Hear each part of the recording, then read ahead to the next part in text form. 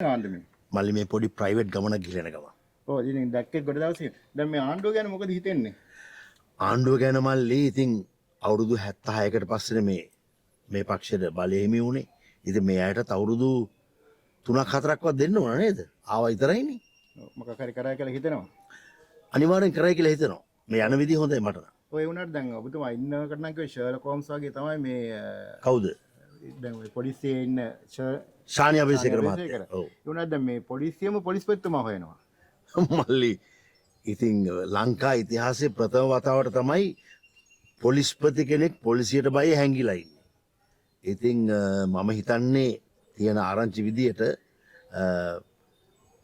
හිටපු පොලිස්පතිතුමා සහ දැන් ඉන්න පොලිස්පතිතුමානේ හිටපු නෙමෙයිනේ හැංගිලා ඉන්නේ ලොකු දේශපාලකයෙක්ගේ ගෙදර කියලා තමයි ආරංචිය තියෙන්නේ. ඉතින් ශානි අබේසේකර මහත්තයා දක්ෂයෙක්නේ. කොහොම හරි අල්ලගනී කියලා හිතනවා.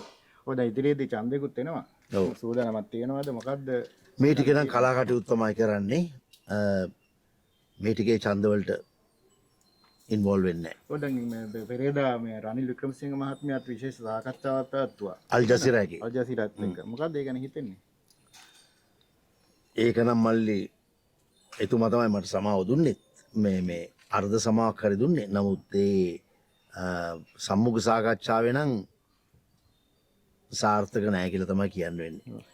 රජනය මේ මොකද්ද මේ